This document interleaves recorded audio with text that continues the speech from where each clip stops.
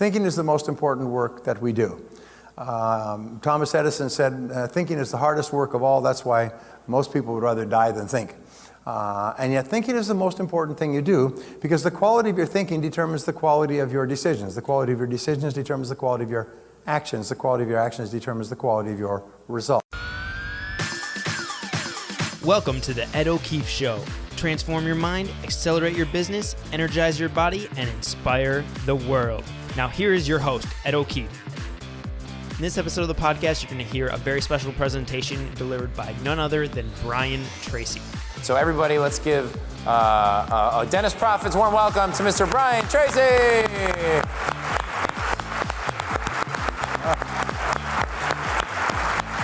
All right, sir. Thank you very much. You got it. Have fun. Have fun. Thank you. Can we turn those lights up again, please? I know we didn't pay enough for the electricity, but let's turn up the lights. There we go. Well, thank you very much. I'm just so delighted to be here and to be with Ed and you guys, because you are the cutting edge. As we say, the point of the spear. You're the leaders in this industry because you're here. Only the top 10% of professionals in any field ever come to a conference like this. And we noticed that none of you were brought at gunpoint, so that means you must be in the top 10%. Is that right? Is that a fair assessment? Say yes. And we're going through some turmoil in the markets today. Excuse me, could we turn up the lights, please?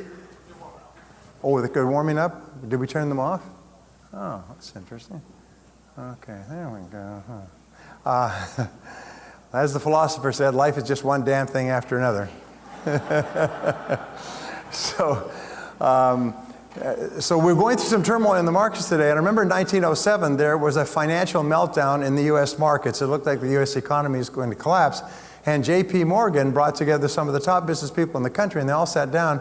And he sat down and he wrote a check. This is in 1907 for $500 million to stabilize the U.S. economy.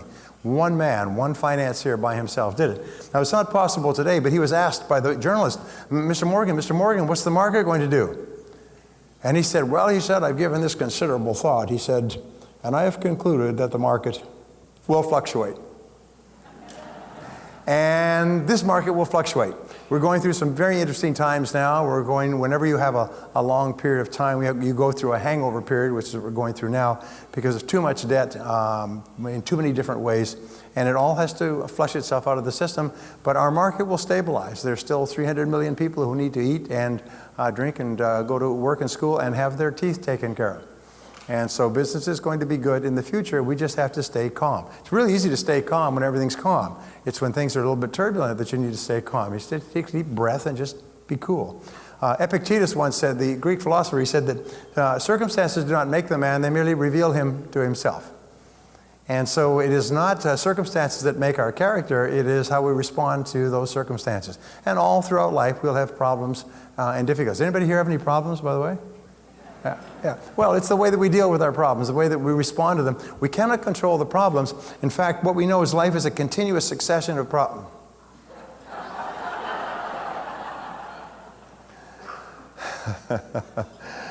Life is I should never have said anything, you know. The guy back there is mad at me now. He's pissed, you know. He's going to keep those lights going up and down for the next hour and a half. Anyway, they say life is a continuous succession of problems, and the only break in this continuous succession of problems is the occasional crisis. And because we are living active lives, according to the numbers, you'll have a crisis about every 2 to 3 months. You'll have a family crisis or a financial crisis or a practice crisis or a physical crisis, but you'll have a crisis about every 2 to 3 months. Which means that, by the way, that everybody in this room is either in a crisis right now or has just gotten out of a crisis or just about to have a crisis. So and the only other thing you can do is to deal with the crisis effectively. Now, could we put something under here? I would put a box under here. Under here, a box. Oh, good. Oh, thank you. And so how you respond to what happens to you in life is really the critical factor. So I have to ask you a question: what is the most important, highest paid work in America? Well, if you follow what Ed teaches you, it sure can be. The highest, most important work, it's kind of a trick question, is thinking. Thinking is the most important work that we do. Thomas Edison said, thinking is the hardest work of all. That's why most people would rather die than think. And yet thinking is the most important thing you do, because the quality of your thinking determines the quality of your decisions. The quality of your decisions determines the quality of your actions. The quality of your actions determines the quality of your results. And of course, your results determine the quality of your life. In business, the bottom line of everything is results. And the question is, does it work? And does it work, and how well does it work, and how well does it work in comparison with other things? So in business, you have one central focus and one question: does it work, and how well does it work? We say when we talk about business, how much in, how much out, how fast, how sure. Those are the 4 questions that you always ask. And so thinking has the most important results because of one word, and it's one of my favorite words in time management. It's the word consequences. And consequence is a great word because something is important to the degree to which it has potentially serious consequences. Something is unimportant to the degree to which it has low or no consequences. Now, you can always tell important people, because what do important people work on? Things that have potentially important consequences. You'll find that unimportant or unsuccessful people are people who work on things that have low or no consequences. You take the 80-20 rule, which I've studied all my life as you have. Why is it the top 20% make 80% of the money? Top 10% make 90%. Now here's the interesting thing, is that life is very much like a marathon. We all start off at the same line, we're all ready to go, and we start running, and everybody's got pretty much the same abilities and the same opportunities. We go to the same schools, we go to the same colleges, and yet some people get way, way ahead, the mass stay in the middle, and some people fall so far behind they think they're first. And so why is this? And well, this has been studied for year after year, and we find that there's one single difference. It's the way you think. I was listening to somebody who grew up in a small town, and he was talking about this interesting point. He said he came from a poor family, and there were 3 families in that town that owned everything. They owned the mill, and they owned the factory, and they owned the general store, and they owned the shipping, and they owned the trucking, and they owned the agricultural processing. They owned everything. And these 3 families were rich. They had beautiful homes. Everybody revered them and talked about them, and they were on the bank boards and everything else. And he went to school with the kids from these 3 families. And, you know, everybody wanted to be their friends. Of course, you remember those days. And he found that they were quite normal kids. They weren't very different from anybody else. But somehow these families owned everything. And it was a real shock to him. It wasn't their education, because they weren't getting a better education than he was. They weren't their grades, because the grades were the same. It certainly wasn't their physical attractiveness or anything else. It was just one thing, is they thought differently. They had an attitude of looking for opportunities and possibilities. And what we have found, the series of articles in Inc. magazine, they were interviewing people who'd become fabulously successful, rags to riches stories. Every one of them said, the only reason I succeeded is because I developed the habit of always looking for the opportunity, always looking for something good or positive in what I was doing. Whereas other people, they have a setback and go, oh my God, wah, wah, wah, and they go home and drink and watch television and so on. But successful people are always looking for the opportunity. They think differently. And so when you learn to think better, you make better decisions, you get better results. Interesting question, by the way. Which comes first, thought or emotion? Well, the answer is thought comes first, because according to the University of Pennsylvania, the way you translate something determines how you feel about it. If you translate an event as being a positive event, you know, some people can be going out with a complete jerk, and the jerk breaks up with them and stomps out. And they can say, wow, fabulous, saves me all the problem of doing it. The other person can be decimated and depressed and everything else. Same event, different interpretation. So what they found is the way you interpret or explain things to yourself largely determines how you feel about them. And if you look for the good in everything, if you look for the valuable lesson, if you look for the possibilities, surprise, surprise, you always find something good or something valuable. So how you think is everything. Now here's a good question. What is the role of words in human life? Come on, so this is an easy one. The tough ones come later, okay? What do we use words for? Come on. To communicate. And that was my answer. A psychologist asked me this question, what do we use words for? And I said, to communicate. He said, yes, but there's more than that. He said, a word, he said, is a condensed thought. And a word contains many meanings. Some words can be very rich with meaning and all kinds of interpretations.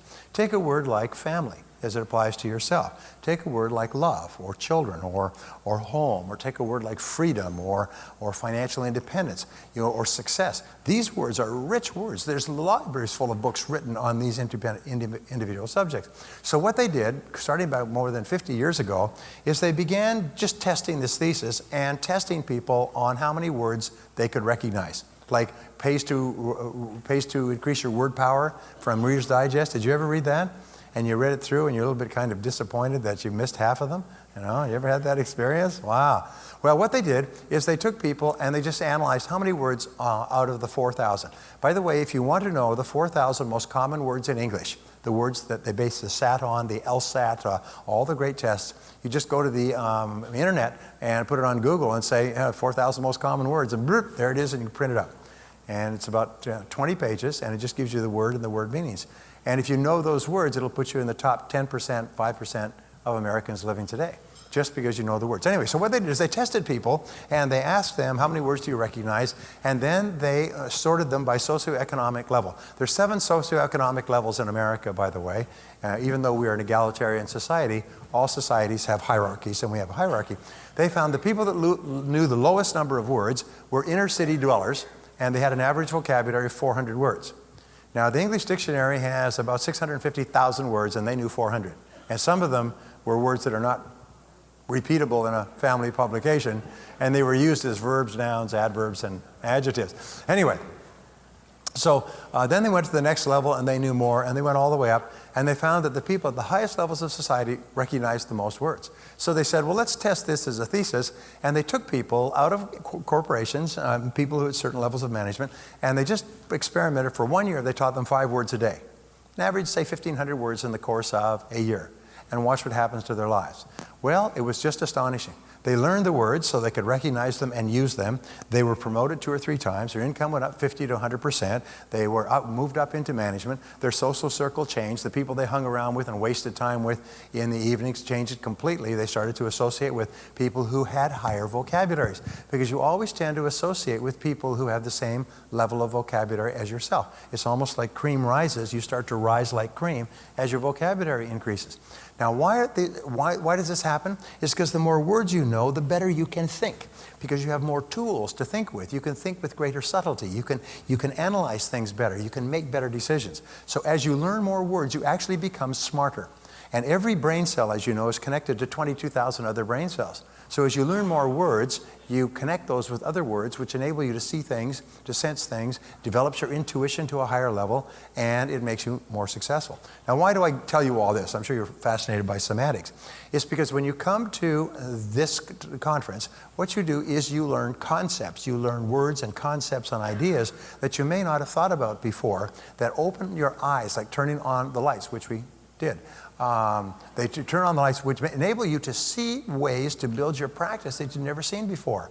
And the people who build their practices the faster are the ones who learn the most words, or learn the most concepts and ideas. And what I will do in the time we have together is I will share with you a whole bunch of ideas that are kind of like running through a darkened house at night and turning on the light switches, and all the lights go on. I'll give you some ideas that will turn on lights in different rooms. And that's what Ed was going to be doing for the entire time you're here, is constantly turning on light switches and say, do you realize that by doing this, by getting into implants very seriously, by using the internet to generate people, by using referral systems and so on, you can build your practice dramatically. Now, how do we know that these things work? It's because these are the reasons why all other practices grow dramatically. I mean, this is really not rocket science.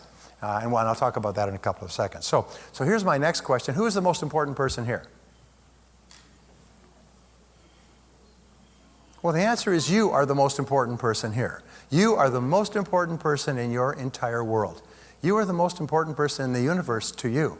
If you have a split nail, it's more important than if 100,000 people are washed away by a flood in Bangladesh. Because every person is the center of their own universe. And this is just the way it is. People say people shouldn't be so selfish. That's like saying people shouldn't breathe in and out. You know, the fact is that each human being is self-centered. That's the nature of staying alive. And it's essential for survival. Well, you are the most important person. You were important to your parents when you were born. You're incredibly important. Look at these little children, these little babies. I mean, whoa, geez, they become all important. This is the most incredible transition takes place one day before, one day after you have your first child. Does anybody know what I'm talking about? Your whole life changes. It's almost like your whole life is like the first stage of a rocket that falls away when your first child is born. It just falls away, and everything else was kind of preamble. It's kind of like of secondary importance. What's really important is what happens from now on. And so So you are very important to your parents. You are very important to your children. You're important to your friends. You're important to your patients. You're important to all the people whose lives you touch. And you're going to get some opportunities to touch some additional lives after I finish speaking. But touching lives makes you one of the most important persons. What do we have coming up in 11 days? Ta-da! Federal election. And I'm not going to talk about politics. You know, it's the problem with the word politics is it comes from the Greek. You know, poly means many, and tix means voracious bloodsuckers. You know, so we won't talk about politics because everybody's got their own idea.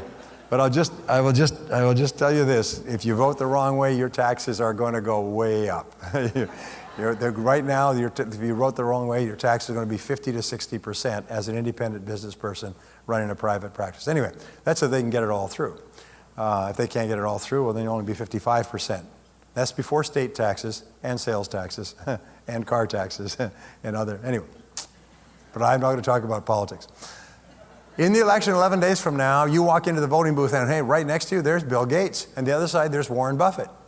Geez, these guys are the richest people in the United States. How many votes do they get? They get the same number of votes that you have. Your votes are important. You are an important person. Now, the reason I ask you this is because when I learned this, the underpinnings of this concept, it changed my life forever. How important you feel you are largely determines the quality of your life.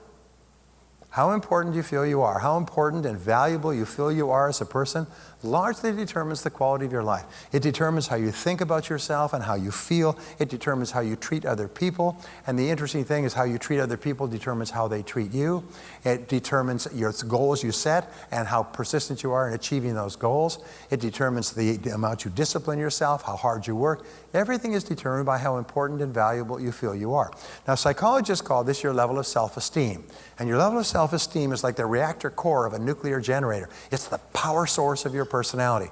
People who have positive personalities have high self-esteem. People who have weak personalities have low self-esteem. And the wonderful thing, as Ed was saying, you can raise your self-esteem by the way you talk to yourself, by the people you associate with, the people you talk to yourself. And so when you say the words, I like myself, your self-esteem goes up. So say it. Say, I like myself. Oh, come on. Take your thumbs out of your mouth. Jeez, it's almost 11 o'clock. Say it like you mean it. Say, I like myself. Wonderful. Now, when you get up in the morning, say, I like myself. I like myself. Throughout the day, say, I like myself. I like myself. Now, there's a lot of people here saying, hey, I'm a graduate in dentistry. We don't say nothing until we thought about it for 3 days. But even if you just listen to someone else saying, I like myself, your self-esteem goes up. You feel good. It's the 3 most positive words in any language. I just was teaching the same thing in Russia a week ago, and in Rome a week ago in Germany. And I'll be in China next week. I can't believe it. I'll be in China on Thursday. And I'll be teaching the same thing in China and throughout China and Malaysia. Because the more you like yourself in any language or culture, the more you like other people. The more you like other people, the more they like you right back. Do you know that 85% of our success or lack of success, happiness or unhappiness in life will be determined by our relationships with other people? 85%. Only 15% is determined on other factors. The other 85% is our relationships. The biggest problems we have in life always come with hair on top. Have you noticed that? But the more you like yourself, the more you like other people. The more you like other people, the more they like you right back. And the more they like you right back, the more they want to use you and come to you, your practice, and to recommend you to others. What is the number 1 key to getting referrals? Do you know what it is? Are you ready? It's a toughie. It's be referable. Be referable. How do you be referable? Be a nice person. Do you know what the number 1 word used to describe people to whom we refer others to? That he or she is a nice person. They are really nice people. They're really nice people. You know what nice people means? High self-esteem.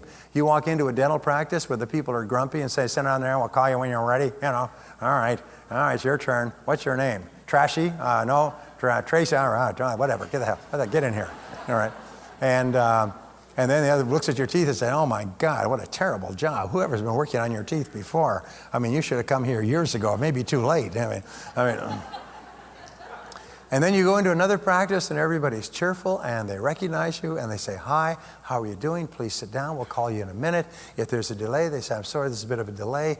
Can you hang on? Can we get you a glass of water or something? And you sit there and you feel special. So what is the key to building a successful practice? Of course, you must have the technical knowledge, but the key is make patients feel important. Make patients feel important. From the time they come in, make them feel important. And make them feel valuable, raise their self-esteem. And you know what the fastest way to make a person feel important is when they walk into your practice? Smile at them and say, hi, how are you? Thank you for coming. Nice to see you today. How's everything going? So the first impression is like a wave of warmth, and their self-esteem goes up and they feel valuable and important. And the last thing you do is you say, thank you for coming. We sure enjoy having you. We'll look forward to seeing you again. And if it could be of any service to you, please give us a call. And if something comes up, let us know. So the last impression makes them feel important.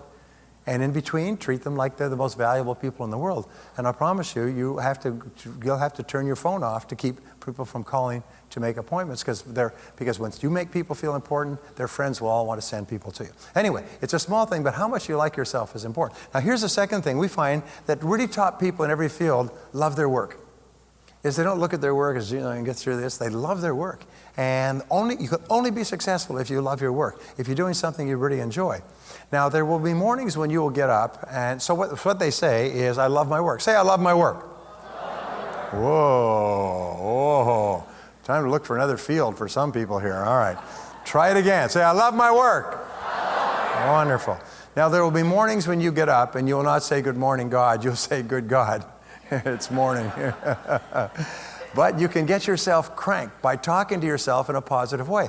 Remember, 95% of your emotions are determined by how you talk to yourself. So you get up and you start saying, I like myself. I love my work. I like myself. I love my work. I like myself. I love my work. I like myself. And you can't say this 3 or 4 times without starting to smile. And you go downstairs and you're smiling. Well, what are you smiling about? Well, I like myself and I love my work.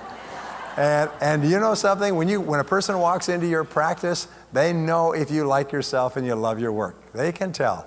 And if you've got people in your practice, I don't care how competent they are, if they don't like their work and like themselves, get rid of them, because they are cancers. It'll destroy your practice. Because everybody who comes in touch with them says, I'll never come here again. I've been to practices where I've been sent, and I've had one rude or difficult person, never went back.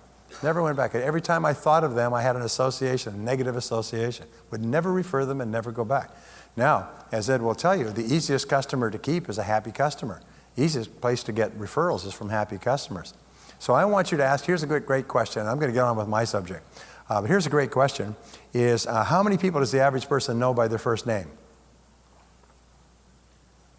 Well, it's about 300, I think one of the studies said. Some people who are in public relations or sales know even more than that. But the average person knows 300. So let us say, just for fun, that the patient that has come into your practice now, that this patient, only 10% of the people that he or she knows are patients for you, prospective patients for you. Only 10%. So how many is 10% of 300? It's 30. These are easy questions. I know somebody's using a calculator back there. And you got it wrong anyway. So here's my point. So imagine every patient that comes to you has a neon sign right here. It says 30. And it's blinking. Blink, blink, blink, 30, 30, 30, 30 more patients, 30, 30, 30, 30. So when you talk to them and you deal with them and all they're saying, be nice to me, I'll send you 30, 30, 30, 30. Now, how long would it take you to build a $2 or $3 million practice if everybody that you met over the course of the next 2 or 3 years sent you 30 more patients? And the next patient that this person recommended comes in, blink, blink, blink, 30, 30, 30. And companies and practices that take this philosophy, that every person I'm talking to is sitting there with a list of 30 people. All they're saying is, okay, let's see what you got. Okay, be nice to me. Just be nice to me. I got 30 people here. I'll give you 30 patients if you're nice to me.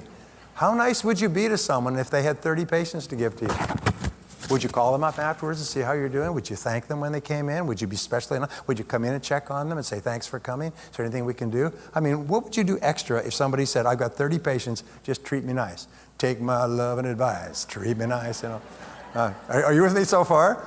Hey, how much did that cost? How much does it cost to do that? Zip. We're not even talking about spending thousands of dollars on things like that. So here's the final question I want to ask you. What is the most important part of this conference? I see my coming here was an emergency. I'm not surprised you brought me, Ed. I mean, this is a desperate situation. We'll see if we can save it. And the answer is what you do afterwards. It's the actions that you take as a result. And Ed mentioned that earlier this morning. It's what you do, and it's not just what you do, it's when you do it, and the time that you do it is immediately. Because we found that there's a direct relationship between how quickly you take action on a new idea and how likely it is you'll ever take action on any idea at all. If you take action immediately, then you'll get results, you'll get feedback, you'll be able to self-correct. But if you put time off and put it off, then what will happen is all the energy will drain from it. How many people here would like to double their income in the next year or two? Yes, good. Eminently possible because of the number of new patients that are coming onto the market. But how many times, what is the average number of times that a person tries on a new goal before they give up? Can you guess? The average number of times a person tries. The average is less than 1. Because most people quit before they try the first time. What they do is they say, I want to do that, I want to double my income, and I want to install that internet marketing program, and I want to do this, and I want to come up to gold level, I'm going to do all these things, but before I do, I'm really tired and I need to take a break to a wonderful place called Someday Isle. And so they go to Someday Isle, and they go to Someday Isle in their mind, like remembering your last, vacation in the Caribbean or wherever it was, Someday Isle. And they drift off to Someday Isle. And that's where they go. And the bottom 80% of people in our population live on Someday Isle most of their lives. It's not that they lack ability or talent or opportunity, they just lack the energy to get on with it. So they go to Someday Isle. Now, who are they surrounded with on Someday Isle? Other people on Someday Isle. And what's the primary topic of conversation on Someday Isle? Favorite excuses. What's your favorite excuse? What's your reason for being here on the island? Well, my mommy didn't love me when I was growing up. My dad was really mean, and my first wife, she was a real bitch. And then my professor said I'd never amount to anything, and then my friend took my car and wrecked it, and then my stocks went down, and so I have got less in my 401k program. And it's like going in a hospital, the baby's nursery, wah, wah, wah, wah. All these people on Someday Isle are going wah, and they're making up excuses and reasons. One of the great questions you have to ask is this, and it's a great question, is if your goal is to double your income, why isn't your income already twice as high? Why isn't your income already twice as high? Now, when you ask a question like that, say you want to be thin, why aren't you already thin? If you want to be fit, why aren't you already fit? If you want to be financially independent or out of debt, why aren't you already out of debt? And when you ask the question, you know what it triggers? It triggers your favorite excuse. It's either your reason, your ticket to Someday Isle. This is my ticket to Someday Isle. What's yours? Well, you're overweight. You say, well, I have a glandular problem. Yes, sir, you do. It's your mouth gland, and it's malfunctioning 5 times a day. In other words, so it's our favorite excuses. So I'm going to give you one of the great secrets of life, and it's really important here in terms of dentist profits. And here's the great secret of life is vote yourself off the island. No more excuses. Get off the island. No more Someday Isle. Someday I'll try this, and someday I'll do that, and someday I'll give it a try. Wah, wah, wah. Do you know what the words I'll try mean? The words I'll try mean I'm going to fail in advance. I'm telling you I'm going to fail. So there's an excuse for failure in advance. Are you going to come to my party next Saturday night? I'll try.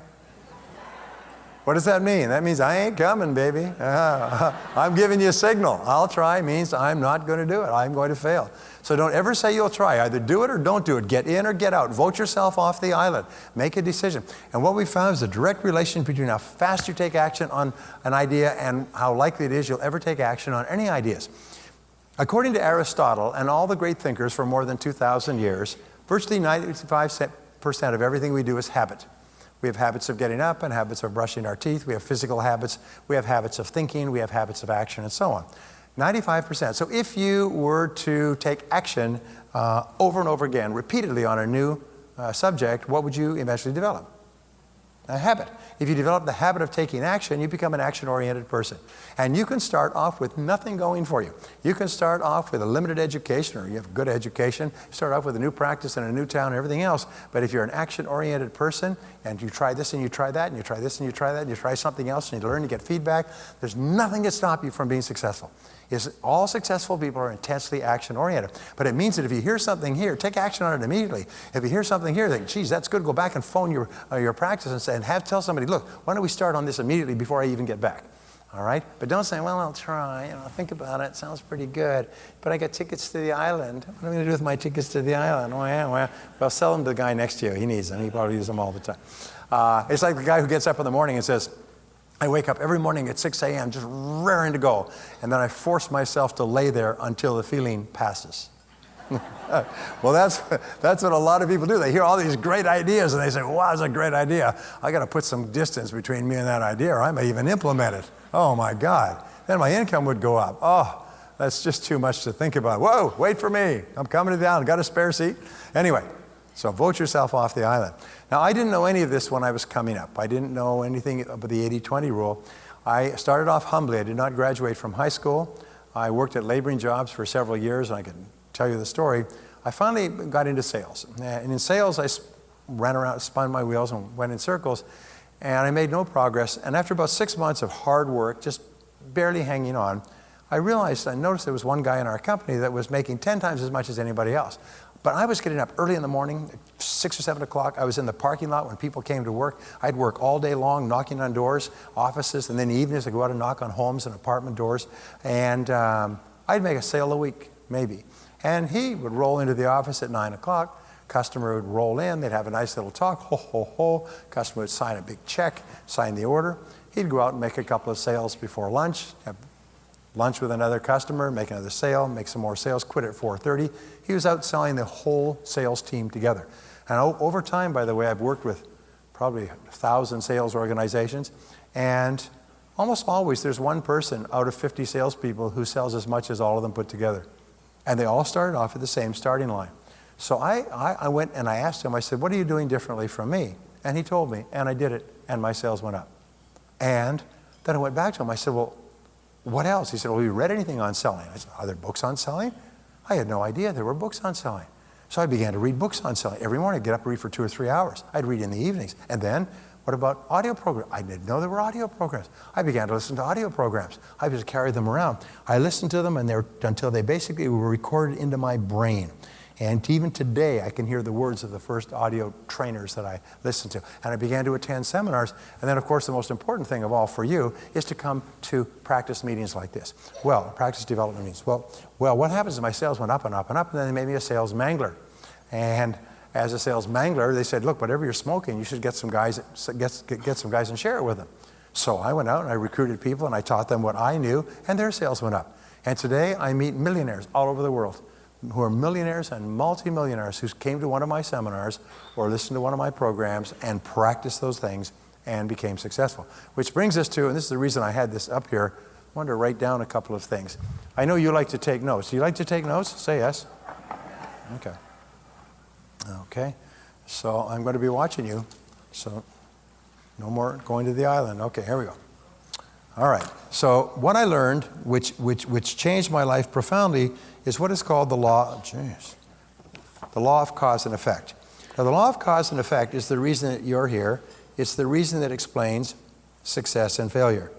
It says basically, everything happens for a reason. For every effect, there's a cause. Even if we don't know, okay, what do I got here? Hold on a second. Okay, let's do a little zooming here.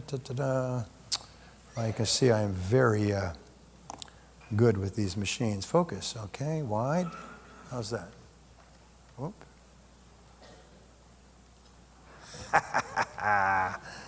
There we go. Thank you. So we just straighten this out a bit. Okay.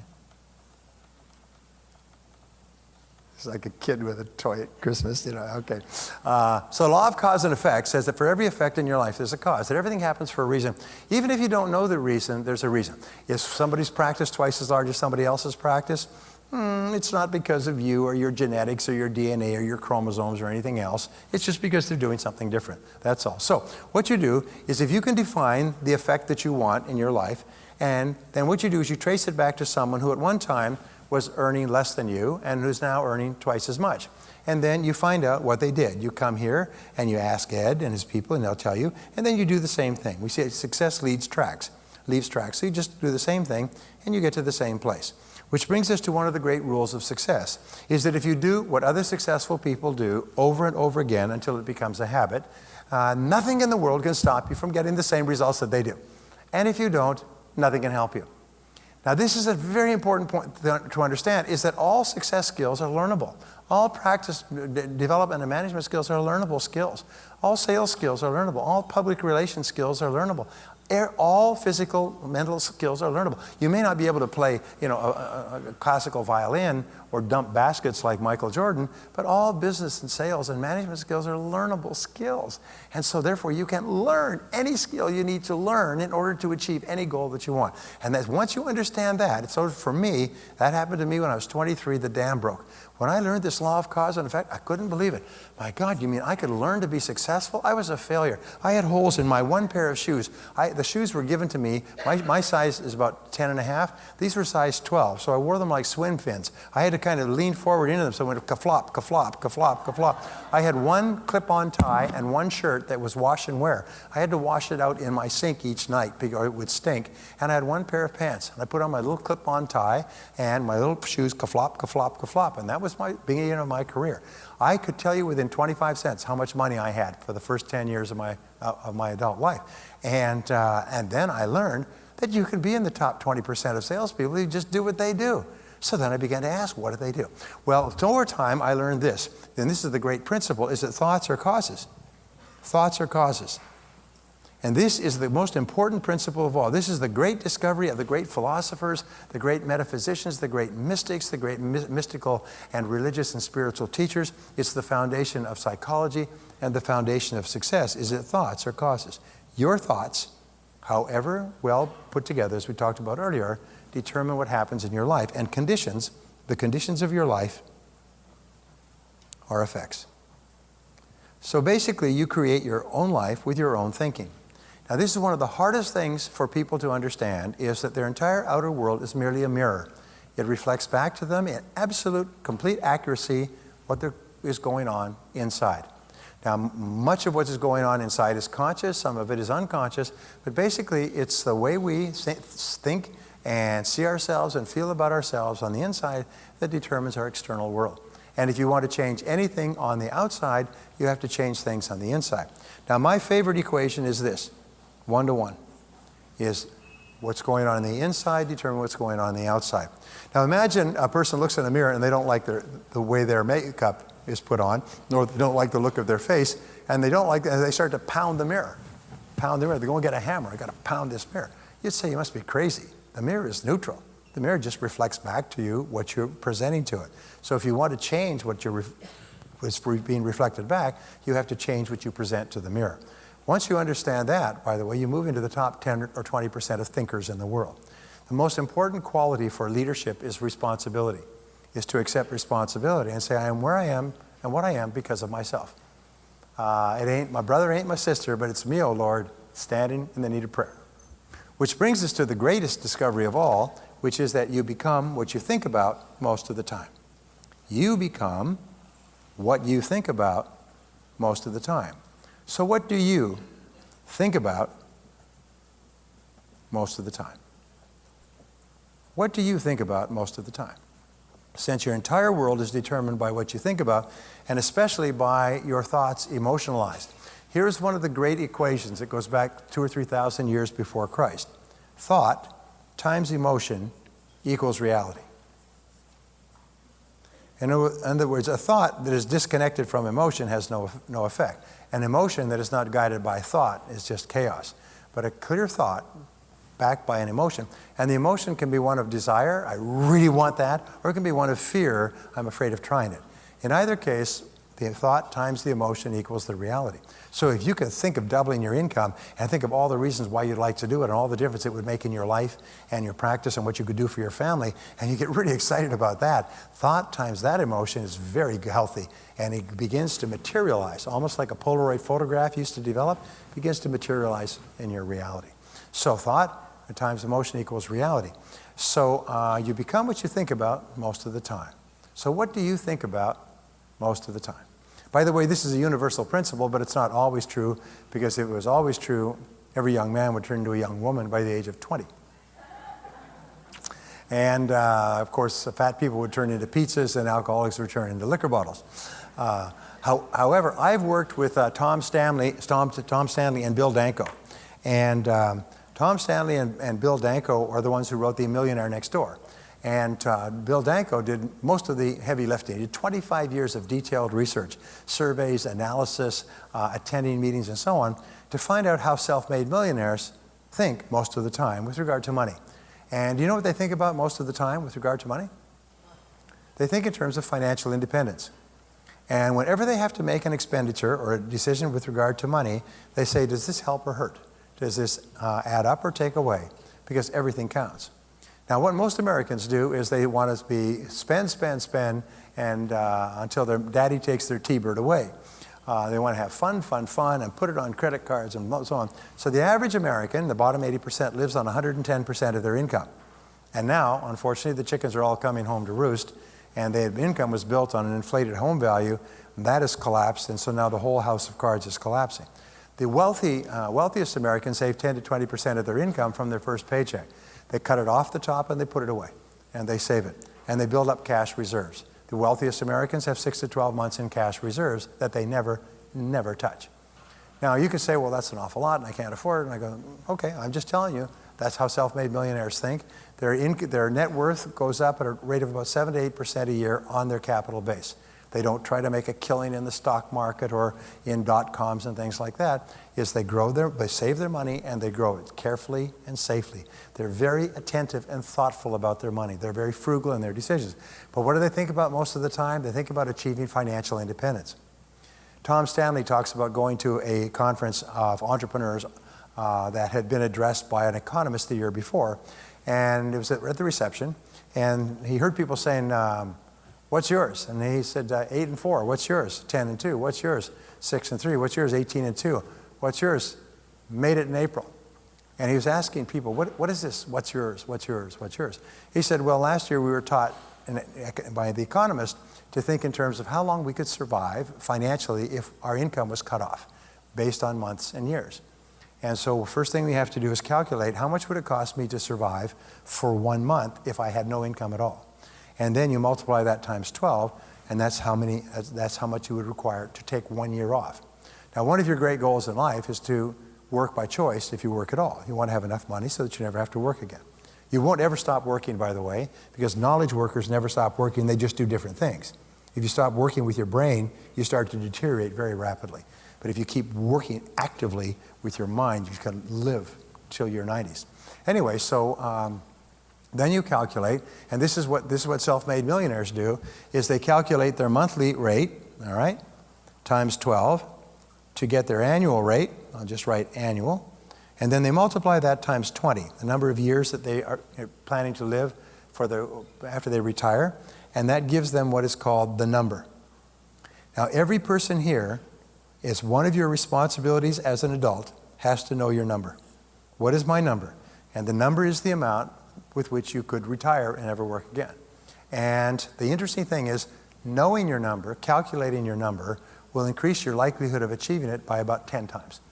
The likelihood of achieving it just soars astronomically because most Americans don't know what it is. Now, you guys are young and you're in your 20s and 30s and 40s and so on.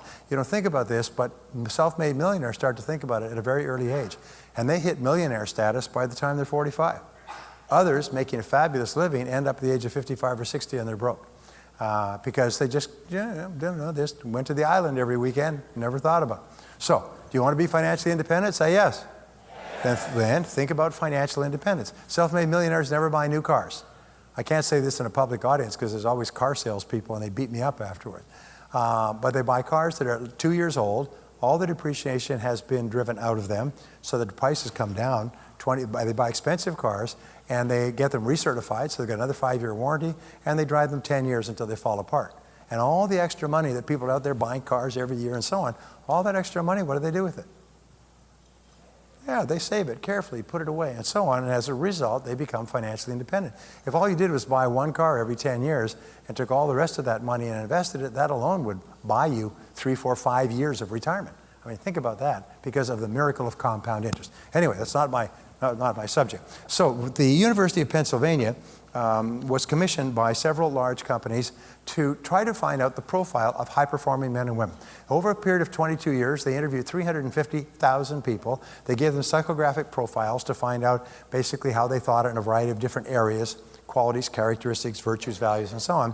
And then they followed them for as long as 2 years and asked them, what do you think about most of the time? What do you think about most of the time? And what they would do is they would say, sir, what is your name? Skip. They would say, Skip, we're doing this research at the university. Would you participate with us? And Skip would say, well, I'm pretty busy. What's involved? You say, it's just, all we'll need is 10 seconds a week. And someone will call you randomly, you'll never know the time, and they just ask you, hello, Skip, what are you thinking about right now? What are you thinking about this very minute? And you can say, well, I'm thinking about this implant, I'm thinking about accounting, I'm thinking about playing golf on the weekend. It doesn't matter what the answer is, just tell them exactly your top of mind thought. And then they tracked these, and they found that they began to break down in different ways. And then they began to slice and dice them by deciles. The bottom 10%, next 10%, all the way up to the top 10%. And they found that people in the top 10% think very differently from people in the bottom 80 or 90%.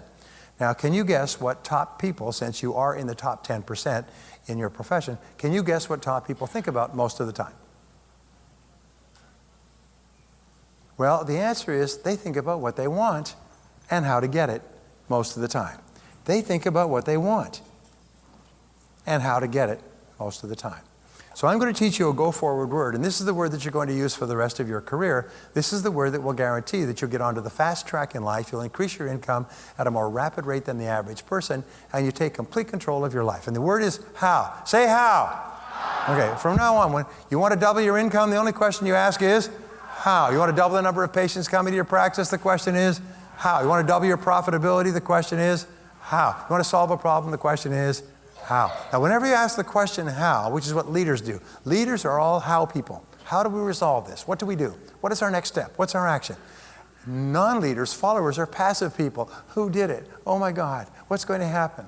What should we do now? They're like the little sheep running around in a circle. Wah, me, we. Whereas leaders say, all right, what's going on? Let's go, let's make a decision. What's happening here? Get the information, and so on.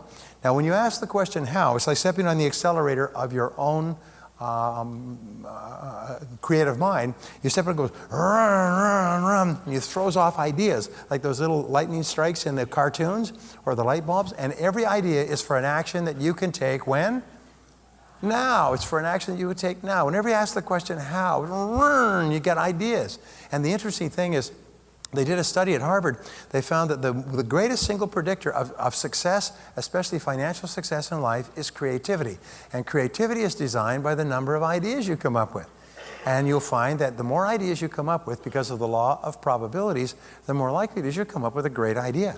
One of the most important things that you get with Ed is that you get exposed to a lot of ideas. Now, when you look at all the ideas that Ed gives you, there's no way a human being could apply them all when they get back on Monday, is there?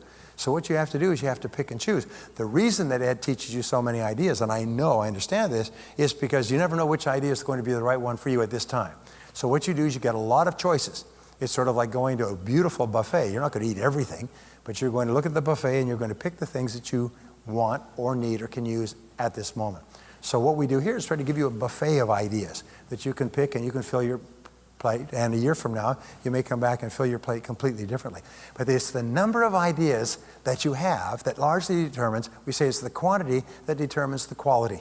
And so the more things that you do that trigger ideas, the more words you know, and the more word concepts, the more business concepts you know, the richer is your inner vocabulary, the more and the better ideas you come up with. So it's really important. Every time you ask the question how, you get ideas for action. Wow. All right. Now, this brings me to a quick story I wanted to tell you. Once upon a time, there was a nuclear power plant that was suffering severe mechanical difficulties.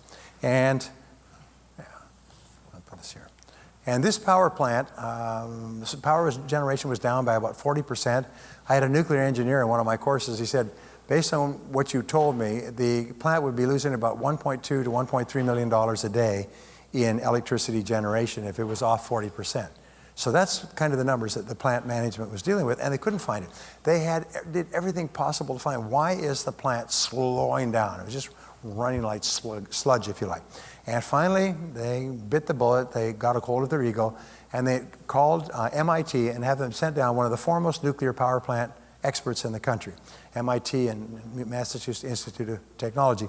They came down, he came down, drove out to the plant, put on a white smock, nice gentleman, professorial, picked up a clipboard and he began walking around this massive control room, taking notes and looking at the gauges and the barometers and amp meters and so on, and making calculations. And after about 2 days of this, afternoon of the second day, he said, that's the problem. And he got up in a chair and he took a big black marker out of his pocket and he put a big black X on the gauge.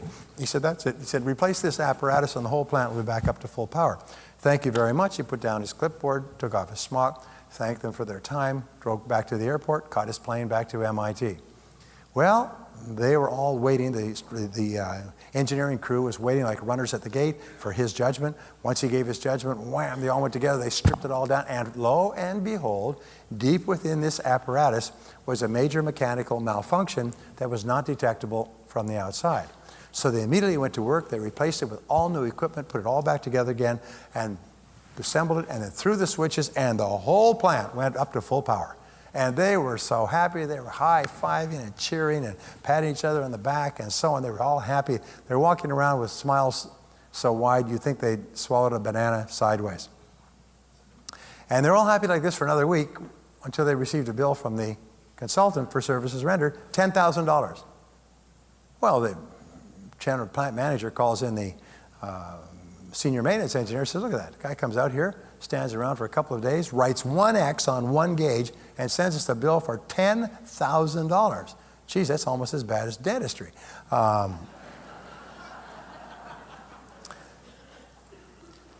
See, that's not very funny. I think I'll go and sharpen up my sense of humor with another group. Anyway, so he said, yeah, the guy comes out here and sees that's as much as we make in a month or two. Yeah, I mean, with a minute's worth of work, climbs up on the ladder, writes an X chart, and says $10,000. I mean, that's outrageous. Yeah, we should make him itemize his account. Yeah, let's make him itemize his account.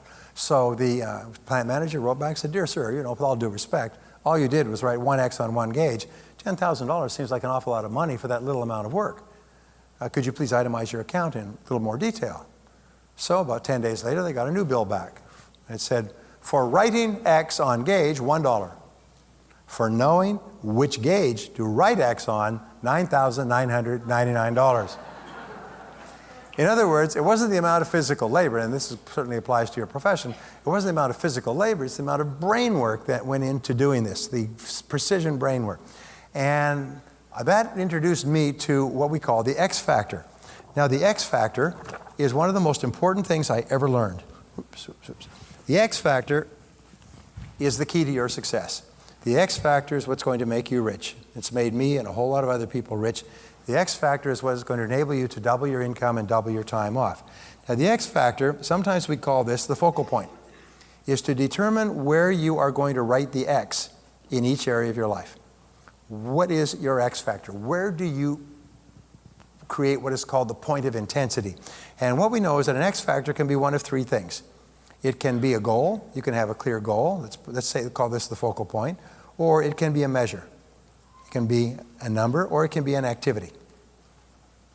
Now, in building our business, it has to be one of the three, but sometimes it can be a goal, double our personal income, and the measure is to either double the number of patients we have, or double the profitability per patient, or double the number of referrals we get, or it can be an activity. It's the way we treat the patient, what we do from the first phone call all the way through, which leads to the goal. But in any one of these three cases, or all of them, the critical word is clarity.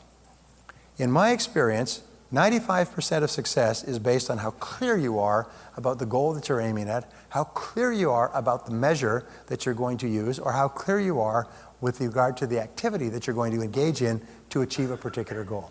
So always think of those, and what are they? Now, when we look at successful people, we find that successful people have focal points in the four critical areas of life. And the first critical area of life that I need to talk about is what is called, it has to do with income.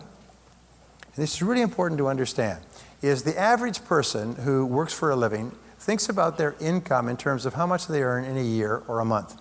That's because when they first got a job, they were paid by the year and the month. This is a $25,000 a year job, you get $2,100 a month and so on. So people at the very beginning, first impression is they think in terms of annual income. Maybe they think in terms of how much they get per month, They're, of course, focused on how much they get every 2 weeks and so on, but that's how they think. Now, if you think like that, it's very easy to waste time, because what the heck, you're getting paid by the year. So if you waste time on Monday, catch up on Tuesday. You don't do it on Tuesday, Wednesday's still there. Wednesday, hump day. Then there's Thursday, then there's thank God it's Friday. Oh, what the heck, you haven't got it done by Friday, just punt it into next week. And this becomes a habit. It becomes a habit. So in the world of work today, if you're running your own practice, 50% of working time is wasted in general. It's wasted mostly with idle chit-chat with coworkers, chit-chat, chit-chat, chit-chat, chit-chat, that has nothing whatever to do with the work. It's wasted in personal business, personal phone calls, extended lunches, extended coffee breaks, reading the paper, surfing the internet, personal business, going shopping during the daytime. It's the most amazing darn thing. 50% of working time is wasted. Now, if working time is wasted, it's not the fault of the employee, because they think in terms of annual income. What does it matter? They'll get caught up later. It's usually the fault of the boss, because the boss has not organized the work so that people are working all the time. They've enabled the work to be so sloppy that people can kill a lot of time. Many companies, when times get tough, what they do is they cut back. And they cut back on staff, and they double up. And people say, geez, I'm working hard now that we let so-and-so go. No, you're just working normal. You're just working all the time. And if people have time to sit around and idly chit-chat, it means your practice isn't busy enough or you have too many people. So just keep cutting back and loading up the work. And surprise, surprise, people will take it on.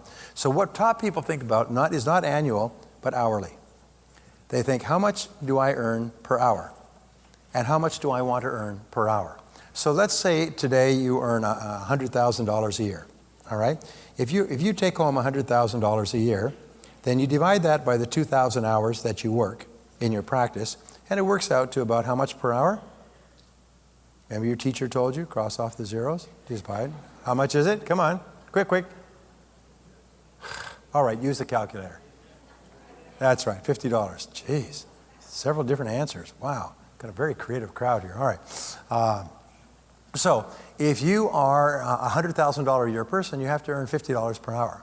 You have to be doing work that pays $50 per hour or more. $50 per hour or more. Now, if you want to double your income to $200,000 per year, using the same equation, working 2,000 hours, how much do you want to earn now per hour? $100 an hour.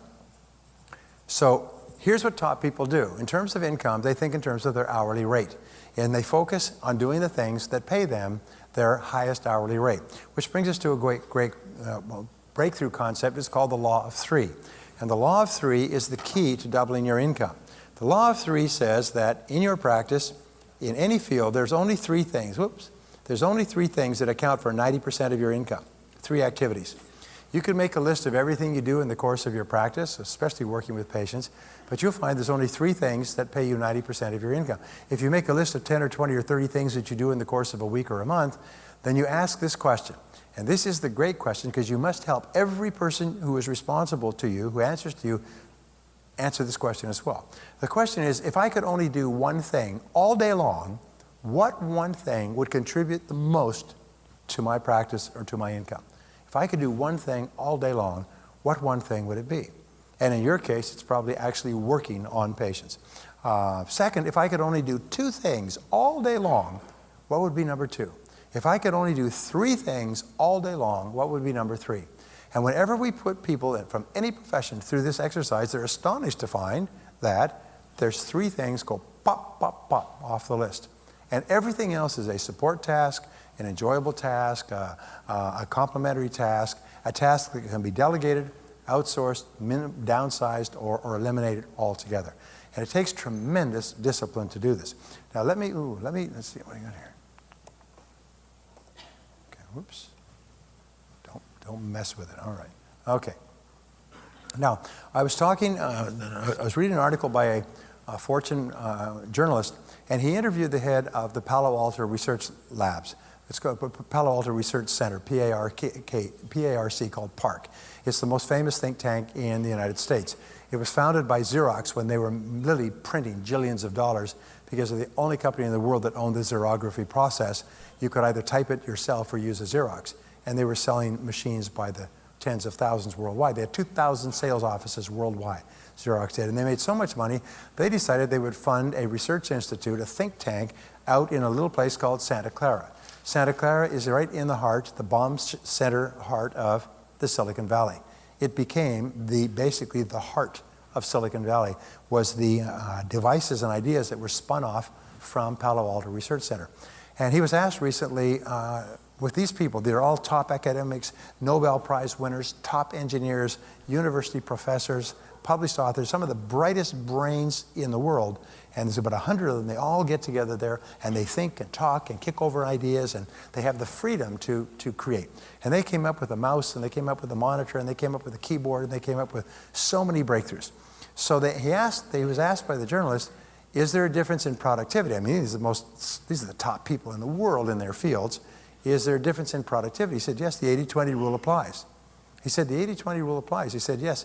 He said, 20% of these people, smartest brains in the country or the world, are vastly more productive than the other 80%.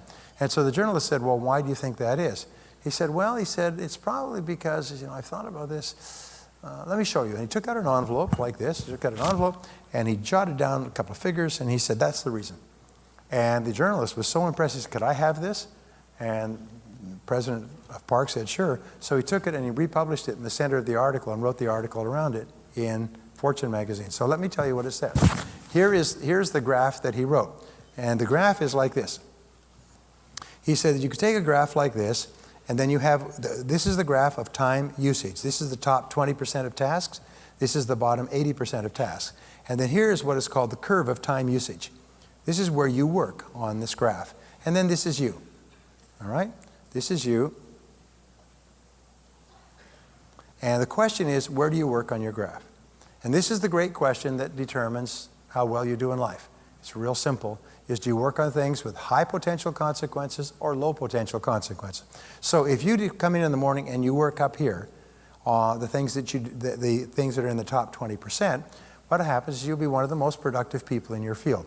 Where every minute of time will produce as much as 5 to 10 times the value of things that you do down here. Because things in the bottom 80% often have no value at all. Because why? They have no consequences.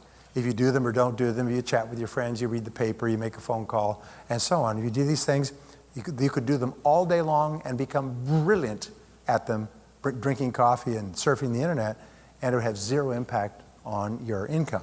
But the things up here can have enormous impact. So you have a choice when you begin work at every minute. You can decide where you're going to work on your curve. You can work at the top of your curve, you can work a little lower on your curve, you can work down here on your curve, you can work at the bottom of your curve. Now notice there is a tendency in human beings that leads to failure, absolute guaranteed, and it's called the path of least resistance. The path of least resistance is the natural tendency for us, starting off as children, to do what is fun and easy and enjoyable and light and quick and short and so on, rather than what is hard and necessary and difficult and has big payoff. In other words, we have a tendency to do things that have no consequences rather than things that have serious consequences, because things that have serious consequences are usually hard. They require hard work and discipline. So if you make a habit, and notice that this is downhill. The path of least resistance says the natural tendency for us is to slip into, we didn't mean to, slip into doing things down here. But what do we know? We know that if we do something repeatedly over and over again, what do we develop? We have a habit. And low performers have the habit of starting off the day doing things of no value. In fact, a friend of mine just wrote a book, Time Management Specialist, and the title of her book is Don't Check Your Email in the Morning. Now, when you say that to people go, oh, are you kidding? I have to. I have to get up. I have to get up in the middle of the night and run and check, see if I've got a message. I got to run there in the morning and check. I got to check it on my PDA when I'm traveling around. I got to check it in the airport. I got to check my email. I got to check my email. I mean, somebody may have sent me a message. I've got to check my email. And you're just like junkies. You're like email junkies. I've got to have my fix. I'm starting to go into DTs because I haven't had an email check. She said, I remember a reporter for Forbes who went on vacation. He came back from vacation after a week, and he had 800 emails. And he said, there's no way, that's 100, 120 a day. He says, no way he could check all those emails and go back through the emails. I mean, it would take him a whole day when you have a chance to get started. So he just punch delete, deleted them all. And people said, how could you do that? How could you delete your emails? He said, well, if they're important, they'll resend. And that was true. If they were important, they'd resend it. And most of the other ones, by the time you got to them, were too late to handle anyway. But instead of opening them up and reading them and thinking about it, send a little message and looking forward to seeing you too. Suddenly it's 5 o'clock. And all you've done is check emails. So don't check your emails in the morning. Don't fall into the trap of coming down here. Now you say, well, my emails are important. Good. You are a dentist. Your time, is that $100 an hour work? Would you hire somebody and pay them $100 an hour to check your emails? Would you pay them $100 an hour to read newspapers? Would you pay them $100 an hour to go shopping in the shopping center next door? Anything you would not pay someone else your desired hourly rate to do, don't do it yourself.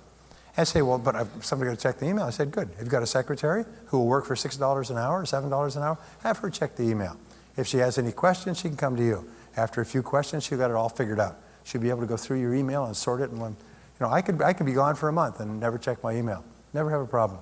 Why? Somebody else checks it. If it's not important, they'll resend. So, in other words, what I'm saying is you had to discipline yourself, because if you don't, you get into the habit of working on things of no value rather than things of high value. Oh, geez. How much time do I have anyway? 4 minutes. Geez. All right. Oh, are you enjoying this, by the way?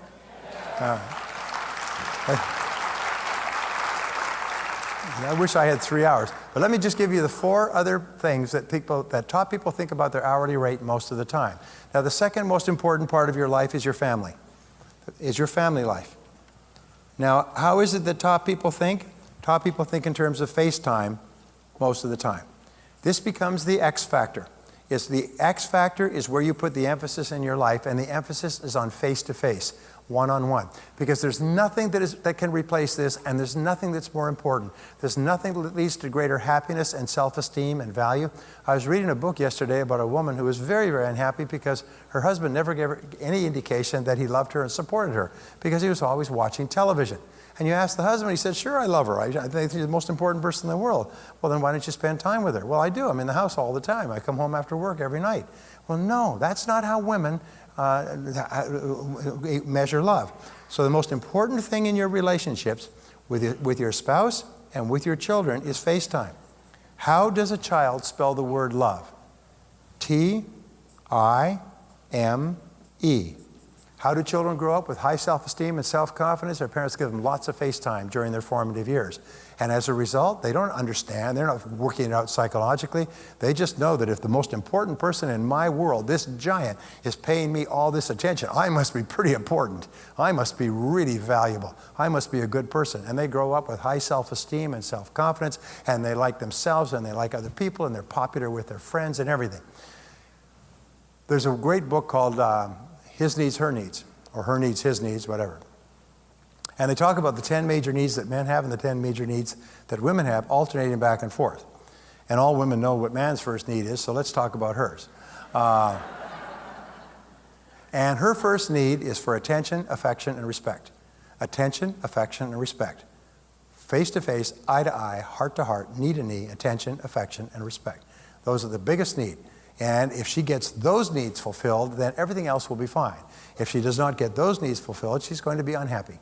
And men think, well, geez, I'm in the same house, I'm watching TV. No, the only time you are actually with the woman in your world is when you are face to face and giving them attention and listening to them when they talk and giving them affection and respect. How am I doing, ladies? Yeah? A lot of men sitting there like that. Bunch of crap, you know. Okay, so FaceTime, and there's a one-to-one relationship between how much FaceTime you spend and what quality of life you have. So it's really important that you don't have FaceTime accidentally. You plan it, you schedule it, you organize, and the busier you are, the more you have to make appointments. Now, I know you all have date night once a week. If you don't, from this day forward, always have one night a week that is as adamant and as untouchable, where you go out on a date exactly as if you were single, and you plan, you prepare, you get dressed, showered, you go to a lovely restaurant, and you spend the entire evening together. And you always sit face to each other, or next to each other, but never sideways, but always where you can look into the face of the other person. You do that once a week, and it's one of those wonderful things that a marriage can do. Does anybody here have date night every week? Is there anybody going to do it from now on? All right. Okay. Here's the third one, and I've already talked about the fourth. The third key has to do with health and fitness. Health and fitness. Now, with regard to health and fitness, we find there are two focal points. Focal point number one is waist size. Now, it's a really interesting thing. Your waist size, the fitness trimness of your waist is really important. It signals that you are healthy. It signals that you are interested. It signals that you have energy. It signals fitness and a whole bunch of other things. And the second part is what is called is minutes of exercise per week. Now, you and I, because of our health system today, no matter what they say in the papers, we have the finest health system in the world. It's that because you're intelligent and knowledgeable about health, you can expect to break the average. The average is running about 80 years. Half of the population dies above, half dies below. You can expect to hit 90 or 95 years old. Your job should be to dance at your grandchildren's weddings and be killed by a jealous spouse diving out a window at the age of 93. But these are the two focal points. Think about your waist size, and what you do every single time you look at putting something in your mouth, you say, will this help or hurt my waist size? And then combine that with exercise, and the required is going up each piece of research, but it's about 200 to 300 minutes per week. If you do 200 to 300 minutes per week, which works out to 30 to 45 minutes a day, and all you have to do for exercise is go for a walk. You don't have to work out for the Olympics. You just have to go for a walk. Get onto a treadmill, get onto a bike, go for a walk around the neighborhood. And if you combine that by going for a walk with your spouse or going for a walk with one of your children, then you get a twofer. And so on. So it's really important. The key, your ability to focus and concentrate on the most important thing you can do at any given moment is the key to streamlining your life, to dramatically increasing your productivity, and to doubling your income. So if you do these things, practice the law of three, spend more time face-to-face with the most important people in your life, and work on the 20% of things that have the greatest potential consequences, not only will you feel fabulous about yourself, but you'll get more done. You'll get more done faster. Your self-esteem will be higher. You'll make more money. You'll be richer. People will want to take pictures with you when they meet you at conferences, and you'll come to my seminars again in the future. Thank you very much. This episode is sponsored by Marine D3. If you want 24-hour antioxidant protection while giving your brain, eyes, heart, and overall energy a jolt of long-lasting nourishment, then Marine D3 is for you. This is my number one top-selling health product that I've sold over 500,000 bottles, and right now, 80% of our sales come from repeat customers.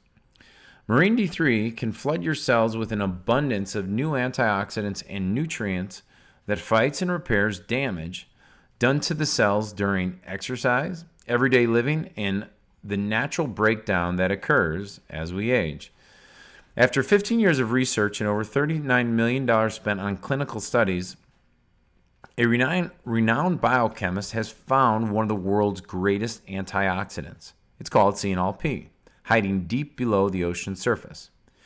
I took CNLP, combined it with a little-known omega-3 called calamine, as well as vitamin D3, so that you can get maximum benefit all in one supplement. I'd like to give you the first bottle absolutely free. I just ask that you pay shipping and handling.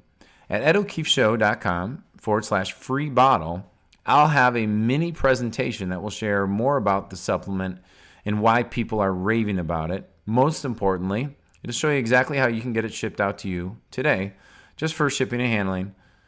This episode is brought to you by Dormant Forces Insider. If you would like monthly big business breakthroughs, insider marketing strategies that actually work, and mindset secrets of multimillionaires sent directly to your door so you can have it in your hands and you can apply them, then this is for you.